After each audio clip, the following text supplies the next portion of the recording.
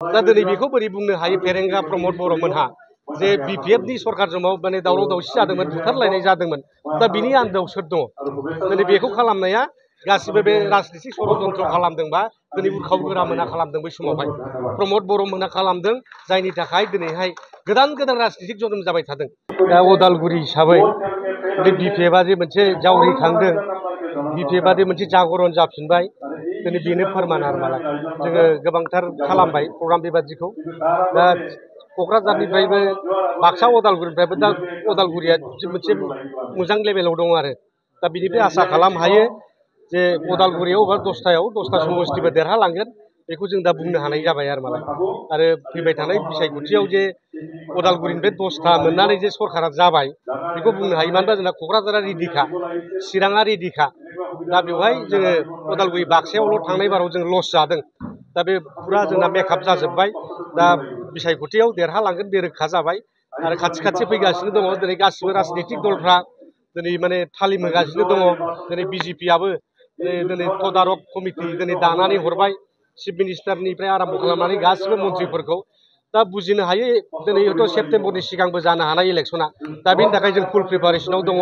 जों एट एनि टाइम गाबोन जाब्लाबो जोंहा बिसायख'थि देरहोनो हानायनि मोनसे पजिसन जाबाय दा बेनिखायनो खोब गोजोननाय मोनदों आरोखि दिनै बेयाव फैनानै बे पलिटिकेल जेबो षड़यन्त्र गैया मोनसे सरकारा हानायखिनि सान्थि लाबोनोखौसो सेस्था खालामो आरो हाग्रामा महिलाया स्पेसियेलि नाजाबाय थादोंमोन NDP-फोरखौ बोरै रायलायनानै समाधान खालामनो हायो जायनि थाखाय हाग्रामा साननि दैदेननायाव BNC-बो दानाय जादोंमोन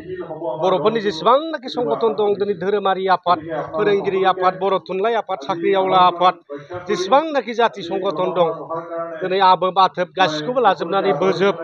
बिसोरखौ लाजोबनानै आरो NDP-फोरखौबो लाफानानै XBLT-फोरखौ लाफानानै सारेन्डार NDP-फोरखौ लानानै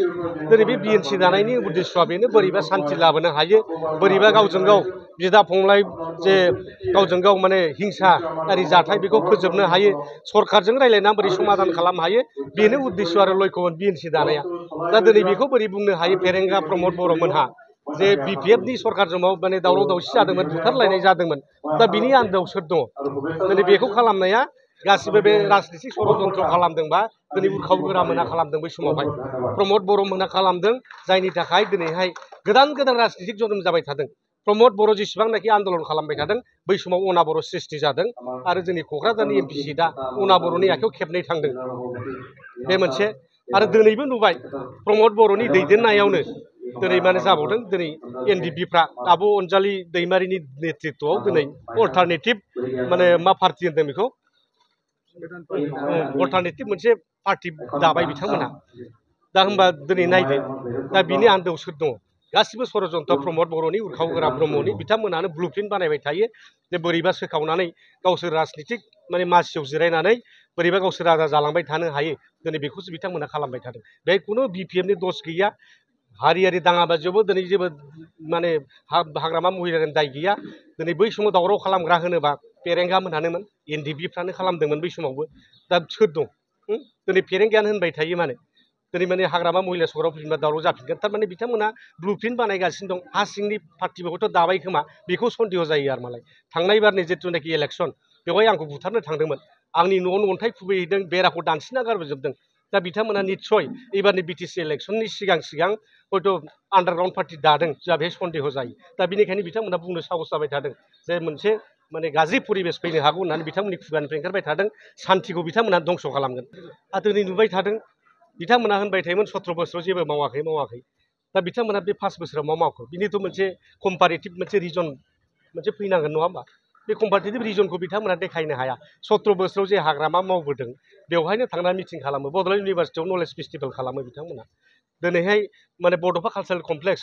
हाग्रामा साननि दिनाव बानायनाय बेवहाय थांनानै रागाम प्रग्राम खालामो लिटारेरि फेस्टिभेल खालामो मानिबा पार्टिनि प्रग्राम खालामो सोरबा मन्थ्रिखौ लाबोनानै बेवहायनो प्रग्राम खालामो बिथांमोनहा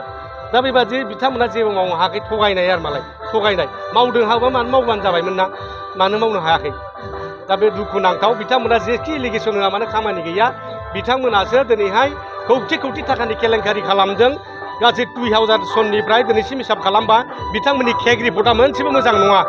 प्रमद बर'आ जे बिबाननिफ्राय बोख्लायजाबाय सिमनि सियाराव थानो मोनाबानो बे जेलनि ओंखाम जानांगोन बे रोखा आरो बेखौ मावनो जों थियारि CBI तदन्त खालामहोनाय जागोन प्रमद बर'नि सामसा रावबो EM GM रावबो बारग'नाय नङा। UPPL नि डेटाफोरखौ सारसेबो रेहाय होनाय जानाय नङा। गासिबो जेलाव ओंखाम जाहोनाय जागोन।